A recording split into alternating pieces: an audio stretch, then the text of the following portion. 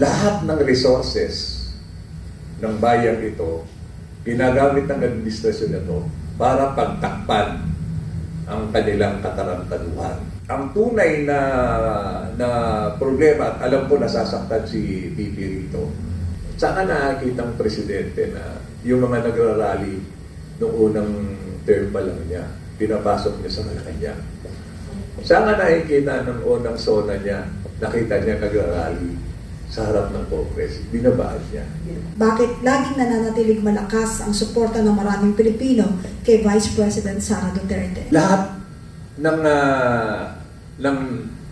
nangyayari, lahat ng calculated move ni Bibi Sara, nakita niya yan sa kapanahunan ng tatay niya. Yun.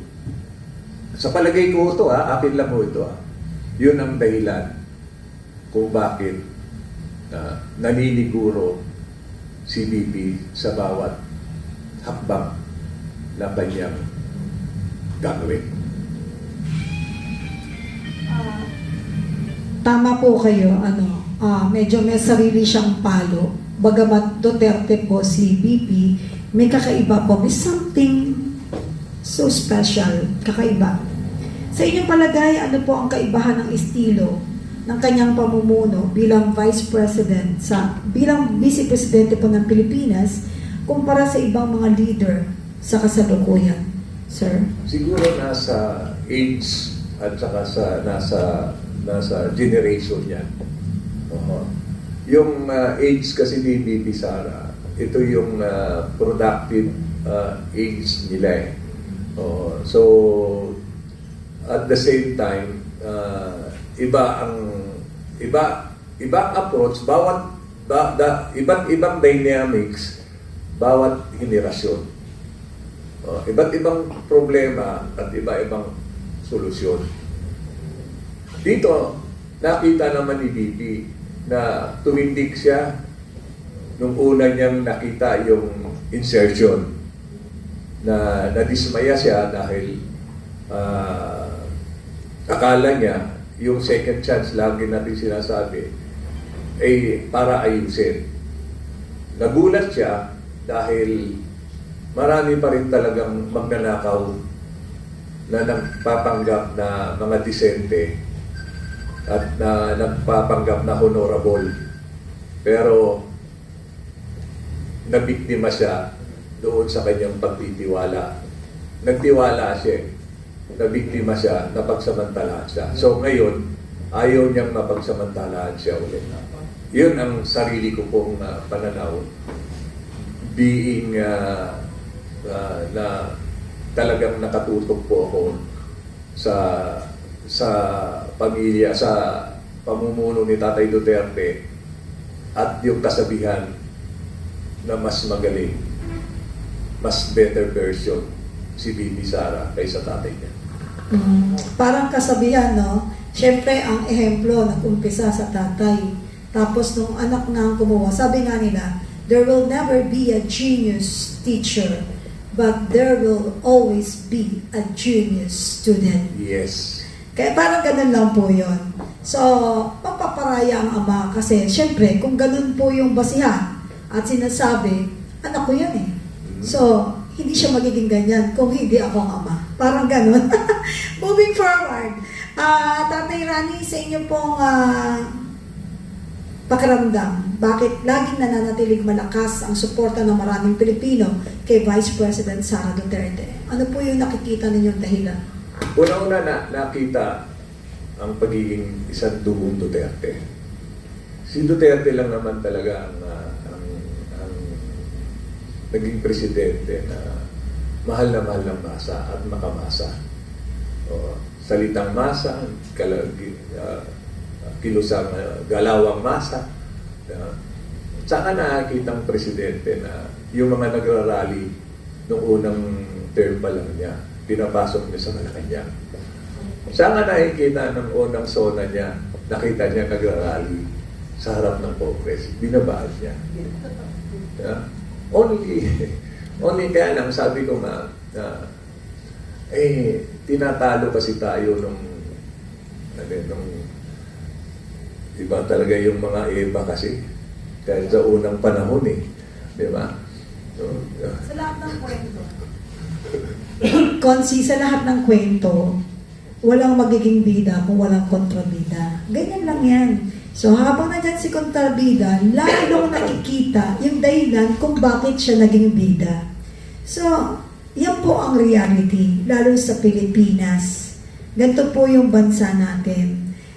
Kuyugan yan eh, grupo-grupo. Pag alam nilang mas marami sila, ang lakas ng loob nila kahit mali.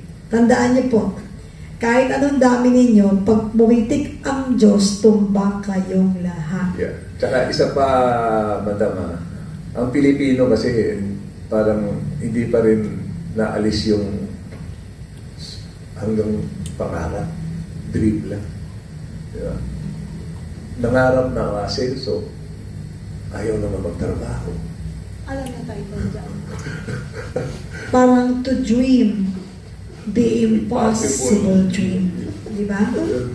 Kaya nga, kung wala namang tatayo na kagaya ni BP Sara sa bayang ito, kaya lang, inasa na lang natin sa kanya lahat. Oo, we need to Nakalungkot na ano. Yan to, sana, yung alisin na natin yung saan ba tayo nakilala, ang Pilipino, huwag tamad, nangangarap makakain, pero ayaw bitas.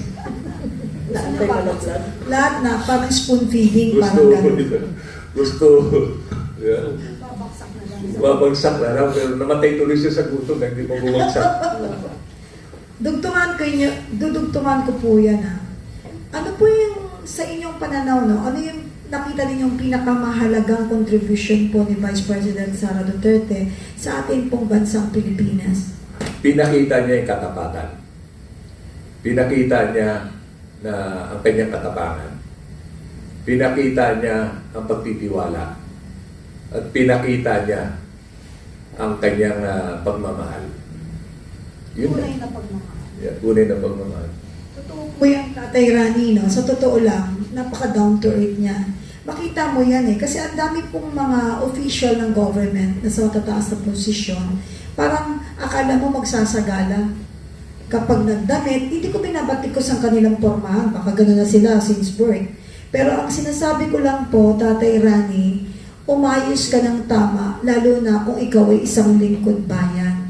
Pagbababa ka dun sa grassroots, alam ko naman ang kagawang ka pa. Nakita naman yung pormahan talaga ng ating Vice President. Pero, alam mo, sa totoo lang, yun ang ginusto at dahilan kung ba't siya minahal ng masang Pilipino. Tatay Rani, bilang po isang lokal na opisyal, paano ninyo nakikita ang papel ng isang vice-presidente lalo sa usaping pagtugon sa mga pangangailangan ng mamamayan? Ma'am, ang Vice Presidente, limitado kasi. Kami kasi, wala pinagkaiba yan doon sa mga Vice Mayor, councilors. Limitado ang aming function, ang aming power. Kaya si VP po, although binigyan siya ng additional portfolio, yung Secretary of Education, na yun sana ang ika na magbibigay ng pag-asa dito sa mga problema sa edukasyon. Kaya lang nung nakita niya may mali, nung nagsalita siya sa mali, siya pa yung pinag-initan. So, ang papel ngayon ni BC ay talagang walang papel. Oo, yun ang nakakalungkot natin na sitwasyon dito sa bansa natin. Gusto man niyang gumawa, pero limitado naman ang kanyang function.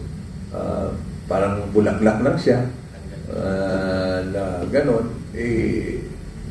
Ayaw naman niya mag-epal, ayaw naman niyang mag-agaw, pero kahit wala siyang budget, wala siyang function, sa mga taong nangangailangan, nandun siya. That's good. Ngayon, medyo bilisan natin, baka magkulang po tayo sa oras. Tutuloy-tuloyin ko po yung tatlong gusto kong itanong sa inyo, isa-summarize ko na lang po. Tatay Rani, ano po masasabi ninyo sa mga hamon at mga controversial kinakarap po ng ating Vice Presidente, Sara Duterte, at paano ninyo tinatanggap ang mga kritisismo laban po sa kanya? Siyempre, nakaka-irita yun kapag nakakadinig ka bilang isa sa supporter po ni Vice Presidente Sara.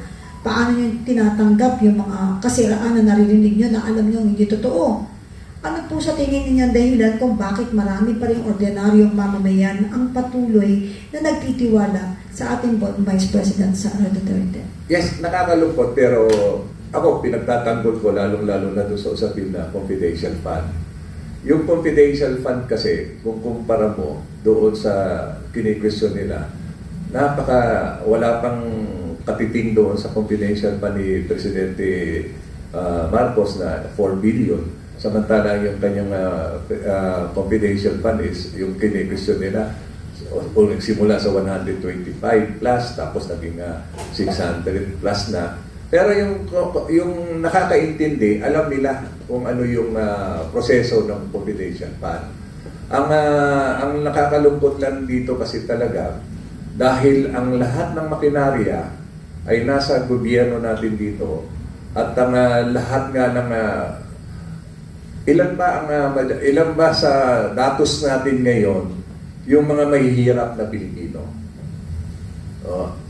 Yung mahihirap na Pilipino, mahirap na nga, binibiktima pa ng administrasyon ito. Kaya, ang tunay na problema, at alam ko nasasaktan si BP rito, lahat ng resources ng bayang ito, ginagamit ng administrasyon ito para pagtakpan ang kanilang katarantaduhan.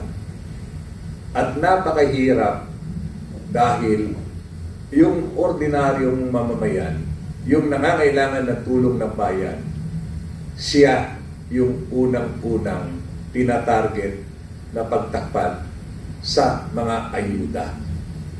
Yung ayuda pong yan, hindi rin po ayuda yan, kundi part ng korupsyon. Kinukurap ang inyong kaisipan, kinukurap ang inyong dignidad, at higit sa lahat, pangliling lang po yan. Yun ang pinakamahirap na kalaban ni BP. Dahil nga, sabi ko nga, makatanggap ka ng sentimo, talaga namang blind ka na.